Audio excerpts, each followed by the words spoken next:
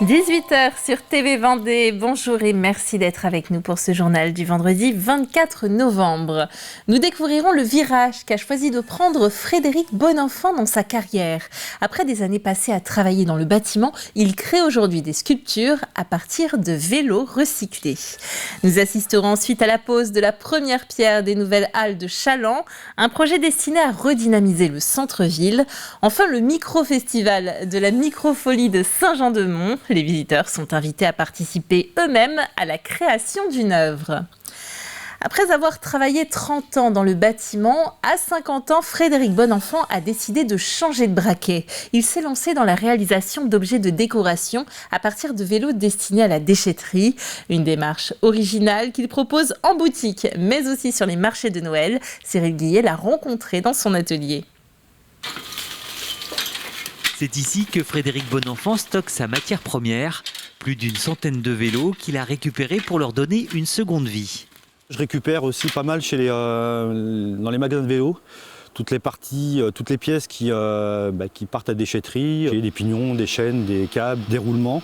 Des pièces qu'il va minutieusement nettoyer et trier pour en faire des sculptures. On a tous un vélo et ça parle à tout le monde. Et en plus, on est aussi dans une période un petit peu industrielle, une décoration industrielle. Et l'acier s'y prêtait plutôt bien. Sur un luminaire avec une roue ou avec une selle, voilà. Après, c'est pas ce que je fais le plus en luminaire. Je m'éclate beaucoup plus sur de la sculpture. Alors là, c'est une création, une des dernières créations faites. C'est un dragon. Et donc le dragon, il est fait avec 100% de pièces de vélo. Donc vous avez 3 dérailleurs, en plus qui sont amovibles, la chaîne pour la queue, les freins à disque et une partie des rayons de vélo et des bouts de pignon pour faire la crête. Alors que sur l'appareil photo, c'est que du vélo, sauf 80%, sauf l'objectif.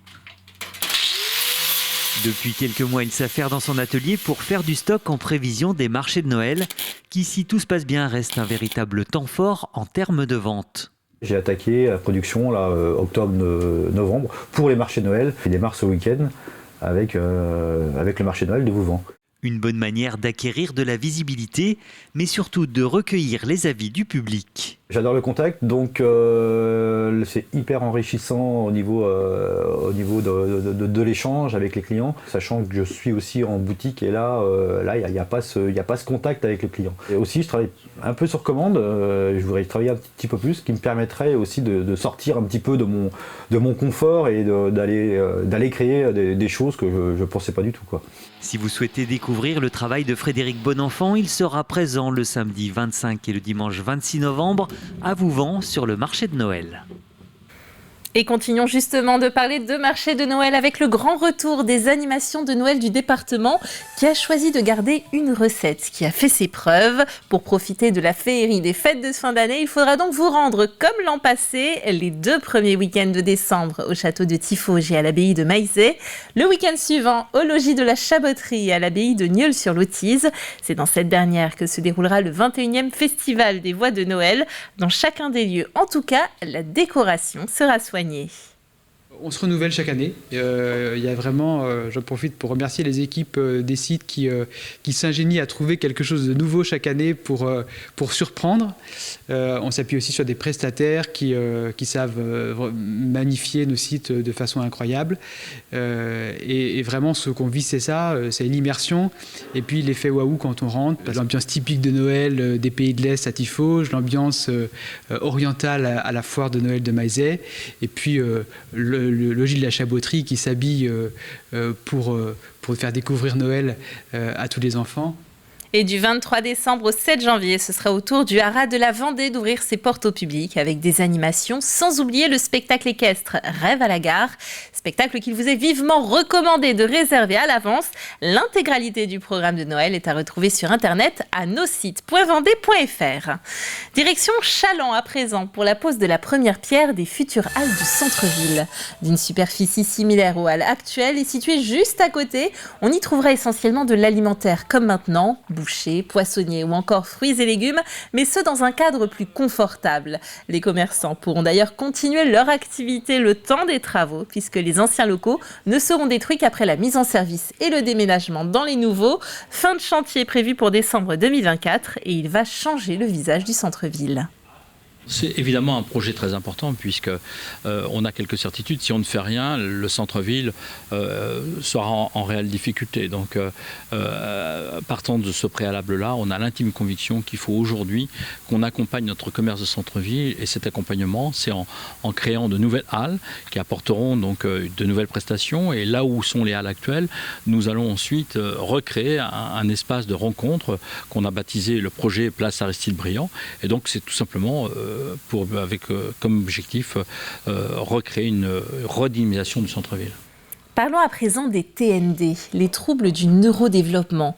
Ils recouvrent les TDAH, les troubles du déficit de l'attention, les TSA, troubles du spectre de l'autisme ou encore les troubles des apprentissages scolaires. Une thématique portée par l'association Esmeralda. Dans le cadre de la semaine qu'elle organise, elle reçoit pour la seconde fois la psychologue québécoise Ariane Hébert. Dans son pays, la prise en charge est différente et plus avancée que la nôtre. Il faut identifier les besoins qu'il a pour être sûr de mettre en place des adaptations, soit pour diminuer l'impact de ses symptômes ou encore faire en sorte qu'il y ait une remédiation de certaines particularités qu'il présente. Alors, les deux sont possibles. On peut, autrement dit, les TND, ça ne se guérit pas. Ce sont des troubles qui vont être là, permanents dans la vie de l'individu, mais par stratégie compensatoire, il est possible que ça devienne très peu visible ou très peu handicapant pour l'individu ou encore que d'autres traits soient complètement annulés par les apprentissages qu'ils vont faire. Non, ce n'est pas une fatalité. Ce n'est pas des gens qui vont être empêchés dans leur fonctionnement toute leur vie nécessairement, sur tous les aspects non plus, là. Ariane Hébert animera ce samedi une conférence grand public sur la gestion des enfants difficiles au lycée Saint-François d'Assise à La Roche-sur-Yon. Ce sera de 14h à 18h30. Une année qui restera à jamais gravée pour Francis Lebihan. Ce sociétaire des cyclotouristes du Château d'Olonne, aux multiples exploits, a clôturé son périple. Un Tour de France de 7100 km par la remise du chèque pour lutter contre la sclérose en plaques dont est atteinte sa femme. Nous l'avions d'ailleurs rencontré en Vendée en juillet dernier. 12 000 €, c'est le résultat de ses efforts. Ce champion de 68 ans s'est offert un Tour de France au plus près des frontières en 60 jours et les membres du club étaient encore là pour le soutenir lors de la remise du chèque. La Microfolie de Saint-Jean-de-Mont propose son 4e micro-festival. Pour l'occasion, il est possible de participer à la création d'une œuvre collaborative. Le collectif Pédagongue, composé d'un artiste plasticien, d'un musicien et d'un vidéaste, permet à chacun de s'essayer à différentes techniques. Exemple dans ce reportage d'Alexandre Lenaour. Vous vous souvenez que les dessins, une fois qu'on les a intégrés dans l'ordinateur, on va pouvoir jouer avec dans l'ordinateur. Jouer avec son propre dessin, sur écran, manette en main. C'est l'un des ateliers proposés par le collectif Pédagongue à l'occasion du 4e micro-festival, avec l'idée avant tout de laisser libre cours à son imagination. On a laissé un peu plus ouvert les choses, donc chacun peut expérimenter surtout, puisque c'est une découverte à la fois de ce type d'outils et à la fois une découverte aussi de ce qu'on peut en faire. Donc place à l'expérimentation, d'ailleurs quels que soient les publics. Ce matin, nous avions des gens d'un EHPAD qui ont aussi, eux, expérimenté des choses entre dessin, photographie et puis construction et son. Et après le jeu par l'image, place à la création sonore. Vous voyez ce que c'est ? Alors ça, c'est du human beatbox, ça veut dire de la boîte à rythme humaine. Dans ce petit studio, les jeunes du centre Croque-Loisirs de Notre-Dame-de-Mont s'essayent. 2, 3, 4...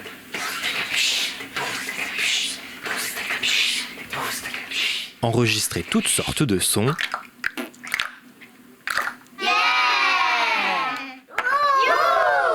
pour constituer à l'arrivée une œuvre collaborative des plus singulières. L'idée, le but ultime, c'est de faire une création commune et partagée au fil des jours, en agrémentant la création de ce qui a été fait précédemment et de ce qui va être amené à être fait les jours suivants, pour donner lieu à une performance, une composition le dernier jour en présence du public où les gens en plus vont quand même pouvoir moduler la vidéo en s'imprégnant du son qu'ils vont découvrir, qu'on aura créé avec tous ces éléments-là. Ajoutez à cette bande originale toutes les créations plastiques réalisées, un petit chien imaginé par les résidents d'un EHPAD ou d'autres créatures plus fantastiques. On a fait des constructions avec des papiers. Moi, avec mon équipe, on a fait un dragon, mais on l'a pas encore fini. C'est sur ces créations que seront projetées les vidéos de dessin accompagnées de l'ambiance sonore concoctée en studio. Clap de fin ce samedi, jour du dévoilement de l'œuvre collaborative à la Microfolie. Au total, ils seront près de 200 à avoir contribué à leur manière à la composition finale. Direction après le Colombier. C'est le lieu historique de la famille Clémenceau. Nous y étions il y a quelques semaines pour vous montrer les travaux entrepris par la municipalité pour faire revivre ce petit établissement créé en 1930 pour les visiteurs venus se recueillir. Après 2 années d'inactivité, la buvette vient d'être officiellement inaugurée. Il ne reste plus qu'à trouver qui va lui permettre de fonctionner. On est en discussion avec des associations locales, avec un groupe Histoire locale aussi, qui a beaucoup travaillé d'ailleurs à la mise en valeur des objets, du matériel qui était resté dans la maison, et puis à la réhabilitation des 2 pièces du rez-de-chaussée. Et on travaille donc avec cette association. On a créé aussi un COPIL, un comité de pilotage avec des élus, avec les anciens combattants. Il y a une discussion aussi qui s'entame avec les riverains, avec les voisins du village. Allez, on jette un rapide coup d'œil à la météo de ce week-end avec, vous le voyez, quelques voiles nuageux pour démarrer la journée du samedi. Mais ensuite, des éclaircies apparaîtront. Du côté des températures, eh bien, ça va se rafraîchir. Il est temps de sortir la grosse laine. C'est la fin de cette édition. Merci d'avoir été avec nous. Retour de l'actualité dès lundi matin, 7h. D'ici là, un bon week-end et à bientôt sur TV Vendée.